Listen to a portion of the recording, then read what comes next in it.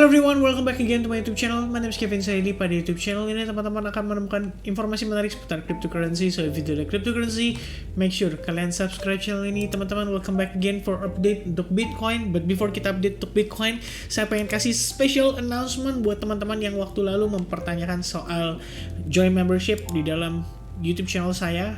Kita sudah open, namanya adalah Supportive Subscribers. 9.900 aja per bulan, murah guys.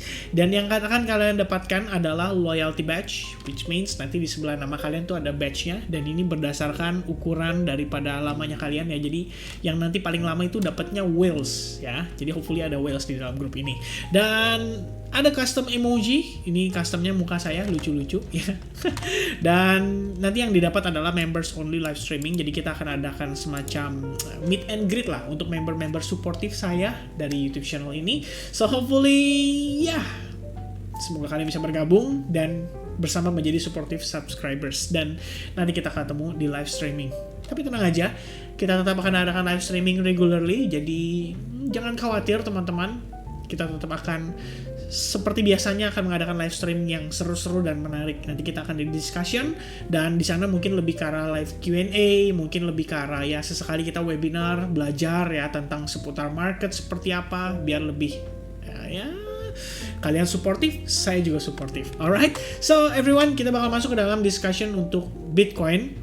Menjadi pertanyaan bagi banyak orang adalah Juni tanggal 1 nanti itu gimana kira-kira, karena The Fed itu rencananya mau mengurangi balance sheet-nya mereka, dan kira-kira gimana dampaknya terhadap market ya. Nanti kita akan coba bahas lebih detailnya. Saya akan buat satu video khusus buat soal gimana progres ini, kenapa dampak ke market mungkin nggak secara langsung dan nggak langsung signifikan gitu ya. Jadi kita bakal bahas lebih detail nextnya. Nah, di next video update mungkin lebih ke arah fundamental update supaya teman-teman tahu gimana nanti cara kerjanya dari si The Fed sendiri pada saat dia mau mengurangi balance sheet-nya dia. Nah, untuk memulai Bitcoin update hari ini, saya pengen update dulu Crypto Fear and Greed Index. So, dalam sebulan terakhir itu kita berada di extreme fear. Dan sekedar informasi, saya cukup yakin teman-teman semua pasti tahu yang namanya market itu kecenderungan keterbalikan daripada kondisi pasar. Jadi kalau misalnya kita lagi sangat pesimis, kecenderungan market itu bisa rebound justru. Dan reboundnya mungkin saja sifatnya sesaat. Kenapa? Karena kita masih meyakini secara overview untuk Bitcoin sendiri jangka panjang potensial untuk dia kembali drop lebih signifikan itu masih terlihat jelas. Apalagi proses kuantitatif tightening yang akan dilakukan oleh the Federal Reserve dan kenaikan suku bunga yang rencananya akan diadakan lagi sebanyak 2 kali pada Juni dan Juli mendatang. Jadi kita cukup yakin posisi masih belum ready untuk bullish, dan saya mau tekankan bahwa saya di sini bukan moon boy. Jadi kita semua di sini hanya ngelihat aja possibility yang ada dan saya coba sampaikan ke teman-teman. Nah, start dari weekly. Pertama, untuk closing weekly itu sebenarnya cukup oke ya. Artinya di sini kita ada rejection dari kisaran area supportnya dengan membentuk semacam bullish hammer pattern untuk kedua kalinya ya. Setelah minggu lalunya itu juga bullish hammer pattern. Jadi sebenarnya selama 9 pekan ya, 1 2 3 4 5 6 7 8 9 kita terkonfirmasi dengan red candle, dan ini berdasarkan informasi yang beredar berdasarkan data dan sejarahnya. Ternyata ini adalah the first time of history in Bitcoin dalam 8 pekan berturut-turut close dengan red candle atau bear candle. Dan minggu ini kita ngelihat sebenarnya dengan dukungan dari bullish reversal pattern ya, berupa candlestick pattern, berupa hammer dan juga hammer di sini. Kalau misalnya next candle untuk pekan ini kita bisa close dengan kondisi hijau atau bahkan cukup bullish sampai close-nya mungkin di kisaran range 31.000, itu akan menjadi satu kondisi yang bisa dibilang cukup mengkonfirmasi. Artinya bottom untuk Bitcoin saat ini mungkin untuk short term kita berbicara untuk jangka pendek, mungkin untuk sepekan paling tidak sampai nanti awal Juni ya, bisa jadi ini terkonfirmasi untuk bagian bottomnya. Dan kenapa saya katakan sampai awal Juni? Pertama, kita perlu ingat dulu guys, saya mau review sedikit. Kondisi market sebelumnya itu pernah terjadi hal serupa. Jadi kalau kalian perhatikan, di sini itu sempat terbentuk semacam falling wedge pattern diiringi dengan yang namanya bullish divergence ya pada RSI-nya. Lalu setelah dia rebound itu terfake out. Terfake out-nya di mana? Bukan terfake out sih, lebih tepatnya terreject itu di kisaran area bearish order block-nya, tempat sebelumnya Bitcoin itu sempat membentuk support lalu di breakdown oleh candle merah ini. Dan seperti yang kita lihat, rejection terjadi and then the next-nya kita lihat dia turun lumayan masif dan lumayan signifikan. Nah, kalau kita review sedikit kondisinya saat ini, well, ini sebenarnya lebih kurang mirip-mirip ya. Kita bisa anggap ini juga seperti falling wedge pattern diiringi dengan bullish divergence, dan saat ini posisi kita lagi berusaha challenging area exponential moving average 21. Kalau misalnya ternyata setelah ini dia rebound terus dia ketahan precisely di area bearish order block-nya, which means di kisaran range ini ya, dia naik sedikit, mungkin testing ke 32.000, 31.000 and then boom, dia koreksi lagi. Ini yang kemarin sempat saya sharingkan juga di Telegram, which means ada potensi kita hanya sedang mencari potensi bagian atasnya aja sebelum akhirnya kita meneruskan pelemahan lagi.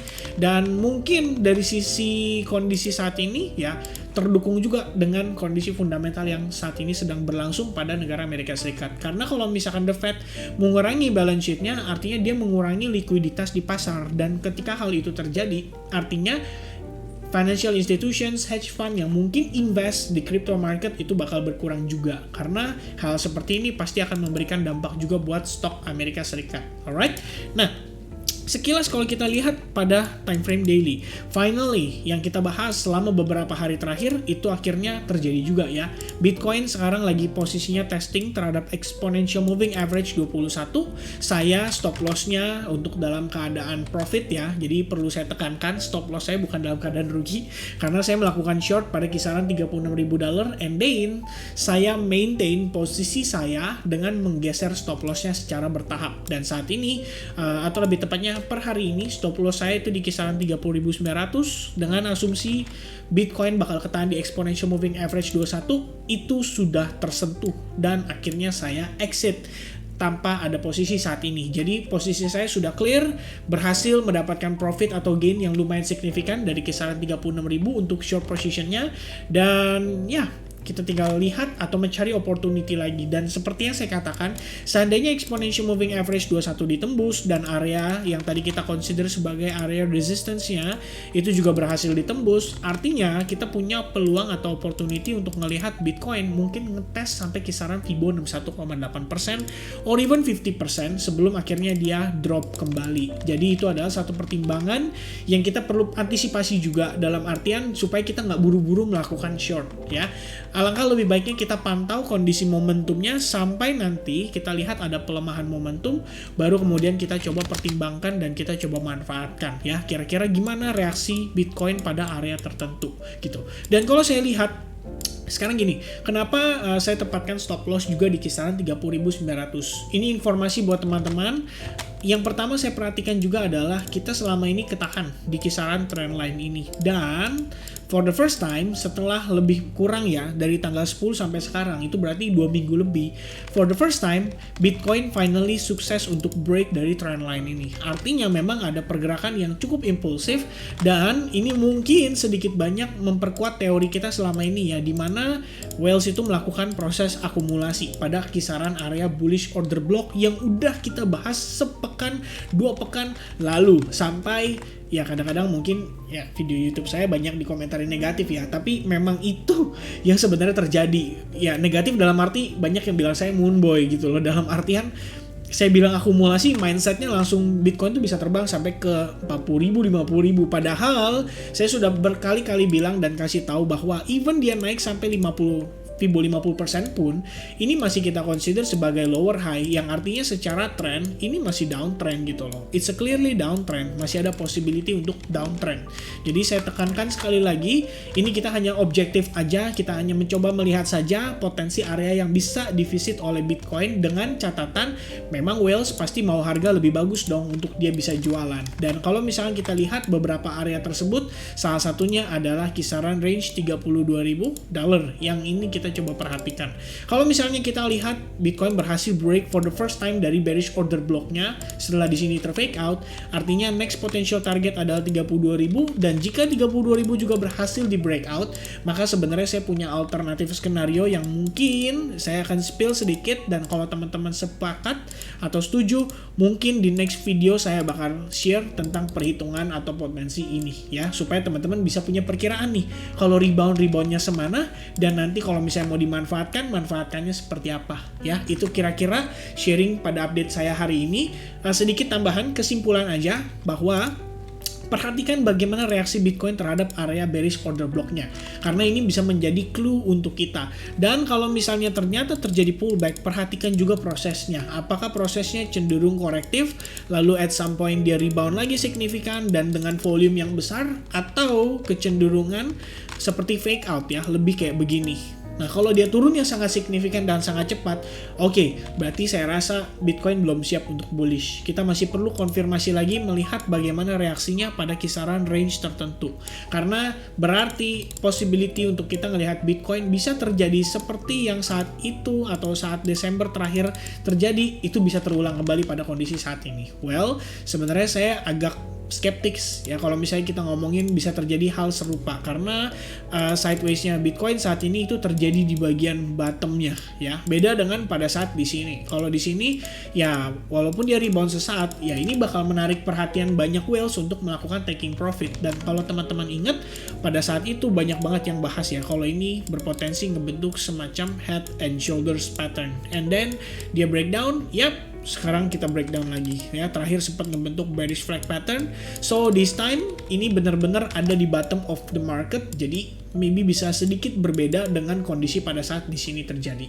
Walaupun saat ini didukung dengan kondisi fundamental yang tidak begitu baik. Alright, so hopefully teman-teman bisa mendapatkan informasi dan insight positif dari update yang saya berikan. Thank you so much for watching this video. I hope you guys enjoy, dan jangan lupa untuk like serta subscribe channel ini supaya tidak ketinggalan update seputar cryptocurrency terbaru. God bless everyone. Have a nice day. Cheers and bye-bye.